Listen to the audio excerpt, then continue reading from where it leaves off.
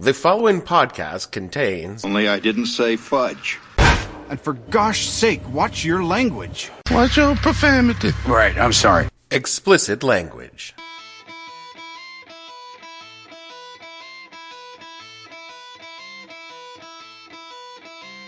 Hello and welcome to the podcast that asks a simple question. When you ordered the shit sandwich and act all surprised when you got bread with a turd on it, what the hell were you thinking? I'm your host, Dave Bledsoe, and this is a Friday, December 11th, 2015. I see your true colors shining through edition of the show, where we talk about what happens when you lie down with dogs and wake up with bleach. Stay tuned. The What the Hell Were You Thinking podcast is brought to you in part by Jack's Complete Lack of Surprise, part of the Jack's Complete Lack line. Have you committed a series of unforced errors in life, made a line of obviously bad choices, and actively demonstrated poor judgment resulting in personal catastrophe? We are Jack's Complete Lack of Surprise, and we're here to help. We'll assess how badly you fucked up, how to address how fucked up you are, and offer common sense solutions on unfucking yourself. Jack's Complete Lack of Surprise. You saw it coming, but you did it anyway. If you would like to sponsor the show... Oh, come on! Did you even listen to the ad?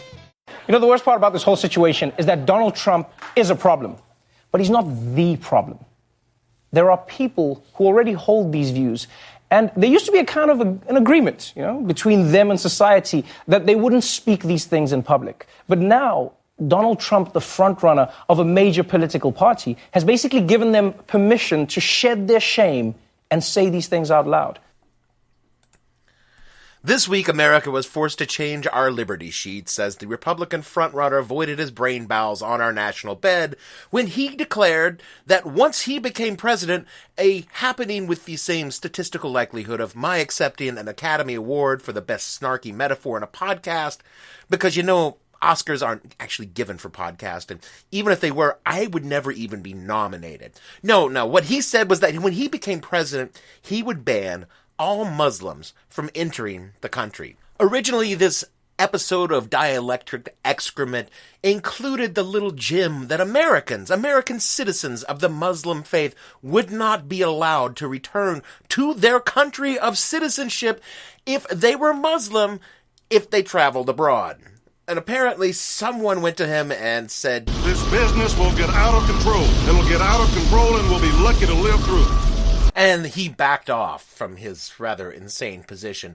Now, one might think that this kind of statement would harm a candidate for national public office, but what it actually did was give the orange Cheeto fluff a bump in the national polling. The reactions to this flagrantly racist statement were swift and extremely vigorous. We on the left immediately went to Action stations. Set condition 1 throughout the ship. This is not a drill. Repeat. Action stations. Set condition 1 throughout the ship. calling Trump a racist, bigot, fascist, extremist madman whose words run contrary to everything we like to think our country stands for. Conservatives, particularly conservative presidential candidates, heard Trump's words and had two reactions. First, the mainstream party didn't go so much to action stations as sort of set a kind of a low-level yellow alert. General quarters. Security, condition 3. GQ, security 3, sir. They raised their shields but didn't power up their phasers. Most of the other candidates called Trump out for his rhetoric, but only because of the damage he was doing to the Republican Party, rather than the xenophobic agitprop he was spewing like your asshole when you've eaten a Chipotle burrito. Trump supporters, however, those motherfuckers cheered like a Klingon with a target lock.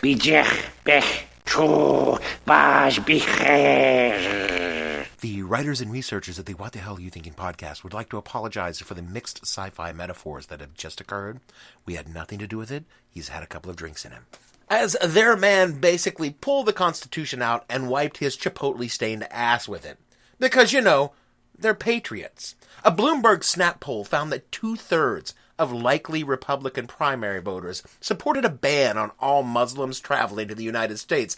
Of course, we have to take these people in context because Republican primary voters are the worst thing ever created by man. But this isn't a Trump show. Because what the hell can I say that I haven't already said already? And frankly, I'm tired of coming up with insulting metaphors for this guy who really is just nothing more than a personification of a Facebook comment by an aging relative. We can't blame Trump for being exactly who he was created to be. It would be like hating Elmo. Catchy. Shut the fuck up! I'm not saying I support Trump or that anyone should excuse the hateful things he says. What I'm saying is, you can't blame him. You have to look around for the guys with the wood carving tools and a big-ass pile of orange wood chips scattered around their feet. Because the architects of the Republican Party's grand strategy go back a long time when they decided to embrace a certain subset of the American population who disliked elements of modernity, feared the creeping onset of progress vis-a-vis elements of disenfranchised populations. You know. Fruitcakes and loonies and closet racists, mostly. I'm sorry, I'm actually being told that was David Cameron speaking of a far-right party in the United Kingdom, whereas the people the Republicans targeted were just plain old redneck racist. This strategy, which by some coincidence was named the Southern Strategy, managed to get Richard Nixon elected and started a snowball effect in Republican politics, where once the party was dominated by fiscal conservatives who had a simple and direct philosophy, more money for me and mine, and the underpinning of the party, well, it was kind of overtaken by values voters who had an even simpler philosophy, you will do as I say no matter fucking what. And these people, those are the ones that gave us the Reagan administration.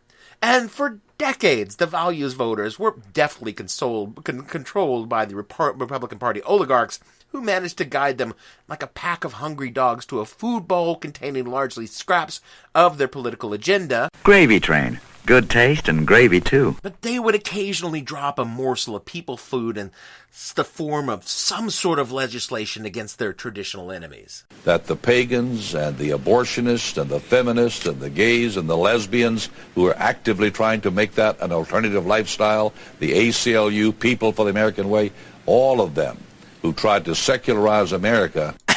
This worked like a charm for decades.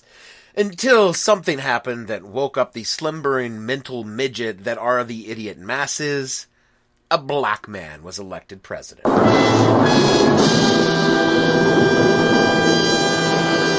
And these people lost their fucking minds. I know that a lot of you are asking yourselves, and by a lot of you, keep in mind the scale that the show is talking about here, so one of you is asking, perhaps Newt in Trondheim, you're saying, Dave, are you saying that 20 to 25% of the Republican Party are overt racist? Except, you're probably saying it in Norwegian. And you, Newt in Trondheim, I answer. You're goddamn right. I mean, I'm not even being hyperbolic when I say that.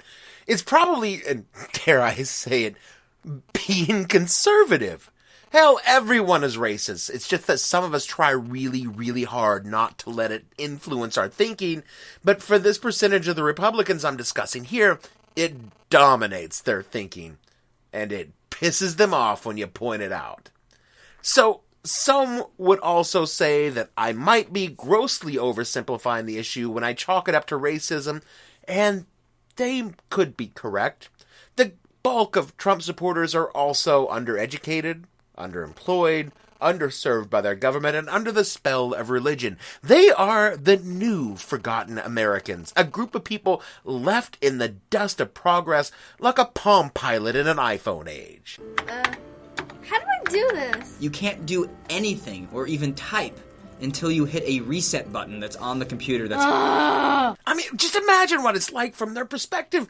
Everything looks familiar. The buttons are all there. But somehow they just can't seem to figure out what they do.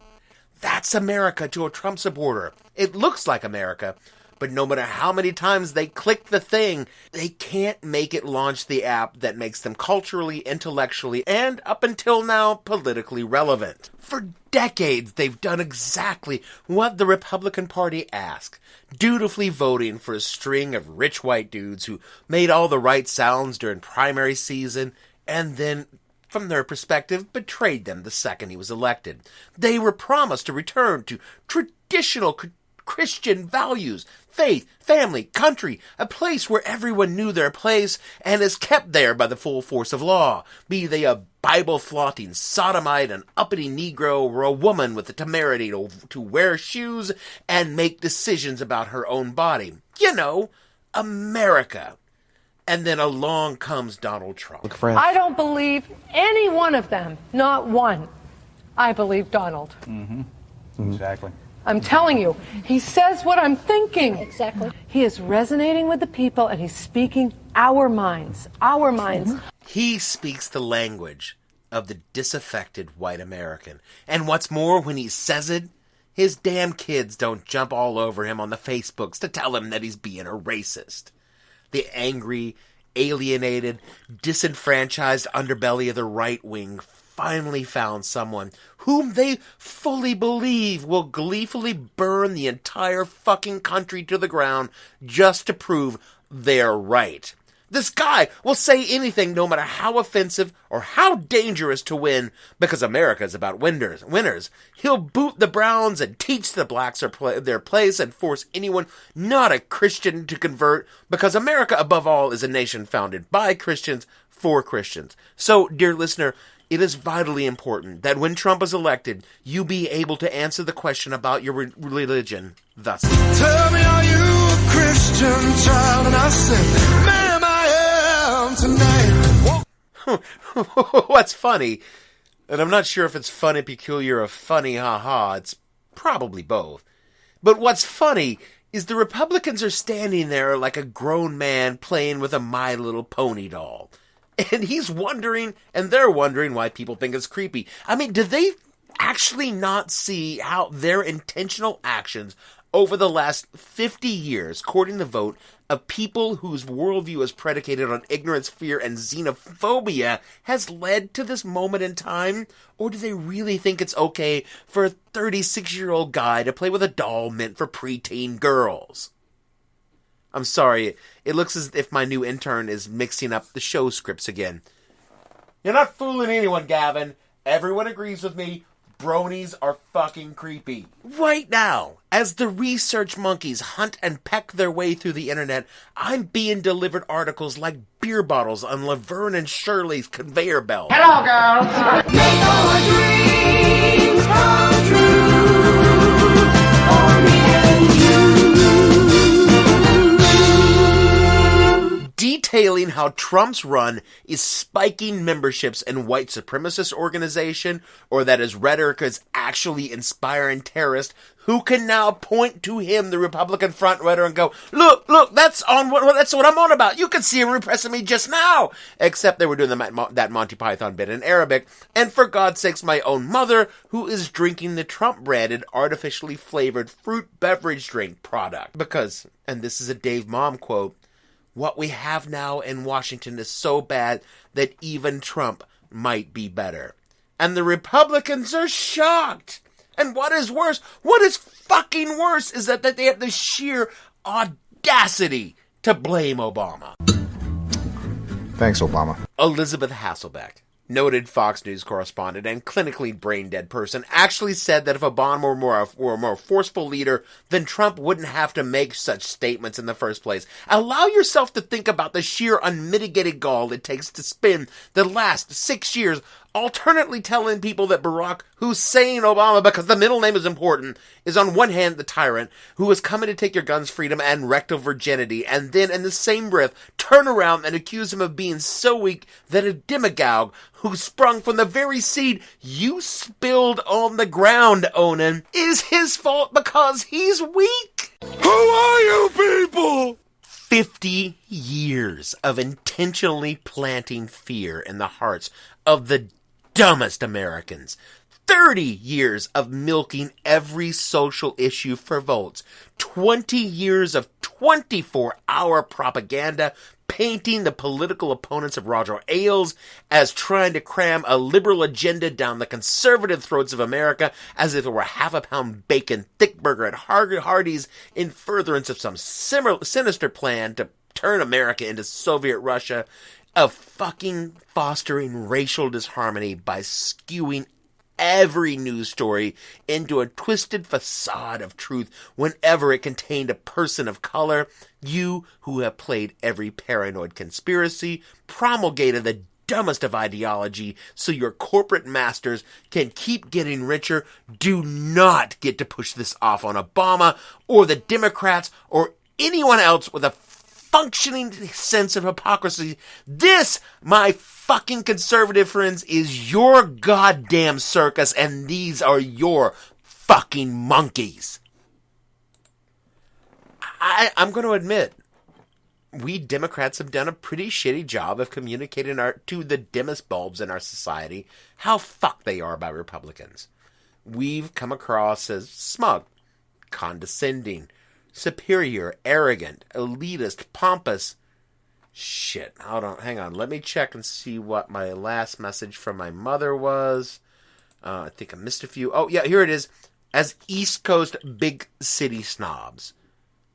My mom and I have our disagreements. What Republicans have to do is face facts. They are standing on the edge of the cliff, tied to a group of people who are literally trying to pull them over.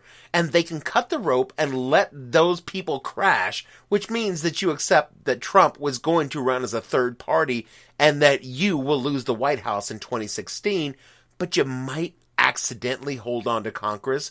Or you can go over the cliff with them and lose the White House and Congress in 2016.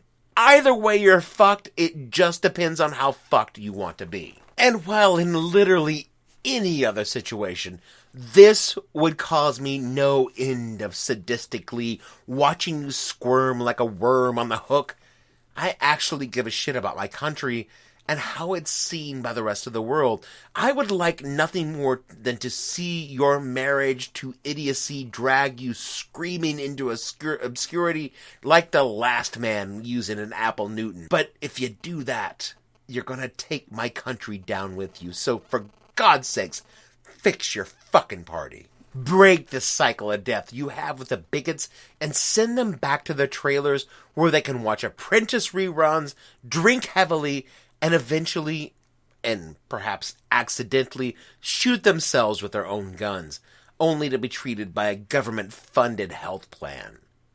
Do it for America, or if you're like the rest of the time, and you can't do what's right for America, do what's in your own fucking self-interest. Dump the Trumpers, take the hit, and live to fight another day, because that's the only way you exist come the end of the election in 2016. Support for this podcast comes from Microsoft Teams. The world has changed, and Microsoft Teams is there to help us stay connected. Teams is the safe and secure way to chat, meet, call, and collaborate. To learn more, visit Microsoft.com/Teams. Support for this podcast comes from BMO. How will technology satisfy demands for a new level of order routing transparency? Why do you need to engage with a broker-dealer that can optimize the execution quality of every electronic trade? Unpredictable times call for expert insights. Read the article COVID-19 Underscores an Evolution in Electronic Trading by Anya O'Flynn, Managing Director and Head of Global Equity Products. Get her expert take at bmocm.com/COVID. That's bmocm.com/COVID. Electronic trading. We work here. That is it for our show this week. We thank the band Hypnostate, as always, for their music in the opening credits. You can find their work on Jamendo.com. We thank you, our listeners, without whom we would be a sad, lonely drunk shouting into his basement apartment. And, well, we are a sad, lonely drunk shouting into his basement apartment, but we also have a podcast. And that really does make all the difference. You could make a difference by subscribing, rating, and reviewing us on Stitcher and iTunes. Stitcher is apparently where we're most popular. You can follow the show on Twitter at @thehell_podcast, where we've been steadily tweeting of late. We are on Facebook at the show name, and all the episodes can be found at www.whatthehellpodcast.com. For me, Dave Bledsoe, and all the other Collins heads here at the show, we want our Republican friends to know we see your sad eyes and know you're discouraged. We realize you don't have the courage. Your base is awful people, and you've lost sight of it all with the darkness inside, and it's really made you small. And now your true colors are shining through, and that's how we love you. We'll see you all next week. That's why